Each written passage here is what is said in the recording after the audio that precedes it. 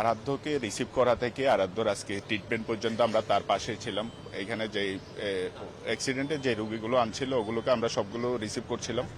3জন বেঁচে ছিল শেষ পর্যন্ত, আরাধ্য, প্রেমা এবং হচ্ছে দুর্জয় মণ্ডল। প্রেমা এবং আরাধ্য দুজনেই আইসিইউতে ছিল। একটু আগে আমরা খবর পাইছি প্রেমাও মারা গেছে, আধা ঘন্টা আগে প্রেমাও মারা গেছে।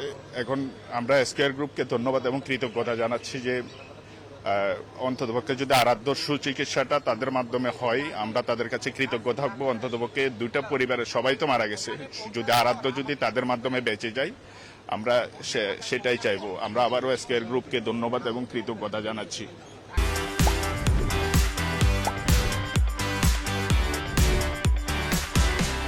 আমরা বর্তমানে এখন স্কয়ার হসপিটালে যাচ্ছি, আর আরাধ্যার সমস্ত দায়িত্ব স্কয়ার হসপিটাল কর্তৃপক্ষ নিয়েছে, তাদের প্রতি আমরা কৃতজ্ঞ আর কি।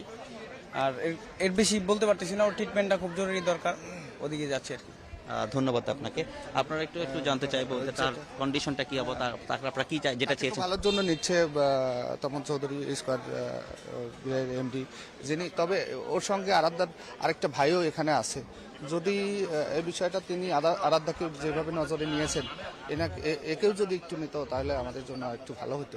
যেহেতু সেও আহত অবস্থায় আছে, তার একটা পা ভেঙে গেছে, একটা হাত ভেঙে গেছে, গলার এখানে একটু ক্ষত হয়েছে।